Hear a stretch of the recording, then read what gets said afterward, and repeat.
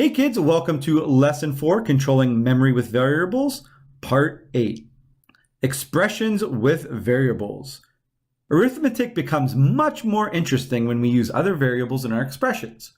For example, you can do this. We have 4 lines of code. Variable quiz 1 equals 99. Variable quiz 2 equals 85. Variable quiz 3 equals 93.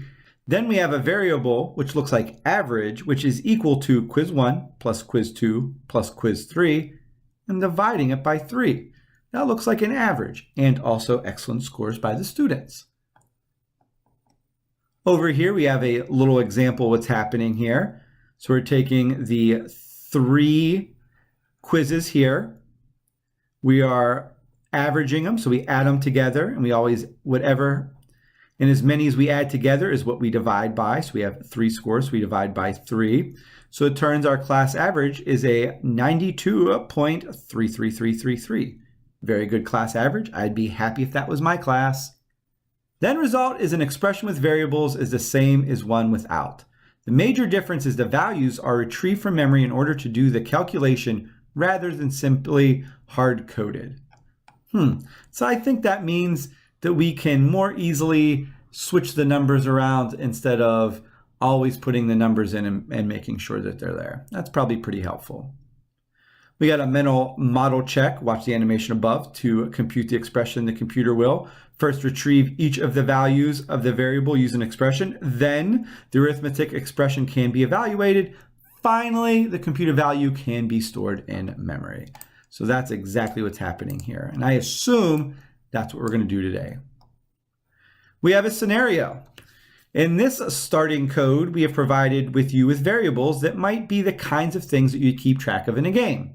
Total time, points, lives, and it's over here in our example. Right now, the total score is just set to 0. We want you to compute a final score so the person is rewarded for having a lot of points and a lot of lives, but penalized for taking a lot of time. Write an expression that calculates the player's total score and then stores it in the total score variable. The calculation is the player's points times lives divided by the total times. For the values provided, the app display should look like this. And we have an example right here. Point should be 1023. That number seems familiar to me. We have lives that are 3. Total time, 45 seconds. At the end, we should get a total score that is 68.2. Let's come down here and take a look at our code. We have a variable points, which is 1023. We have a variable lives, which is 3. Variable of total time, which equals 45. We have write points plus, and then the variable points, write lives plus the variable lives. Write total time, space plus total time, the variable, and then seconds. We have write a bunch of lines here. Variable total score equals 0.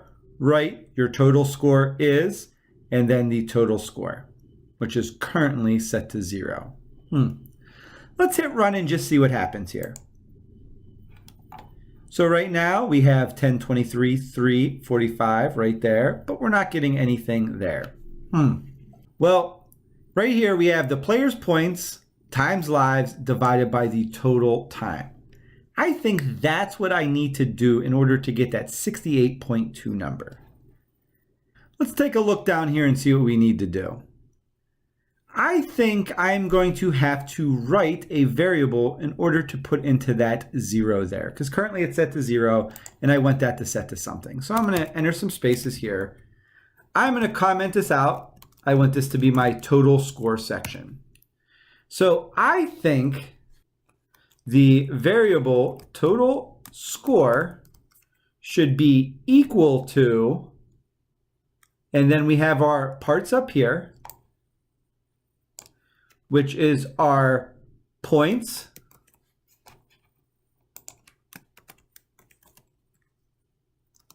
plus our lives divided by total time.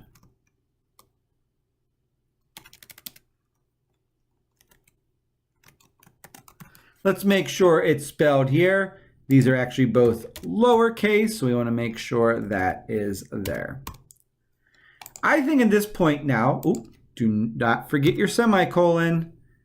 I think at this point here, when I hit run, I'm going to update this variable total score with points plus lives plus total time. Now that I think of it, I don't need to have it as variable. I can just actually write total score equal. I think when I hit run, I'm going to get everything to look exactly like this in the screen. Let's go ahead and see. Oh no, we didn't. Wonder what's going on. Well, let's think back to our math. Our math really says that we do things in the order of operation.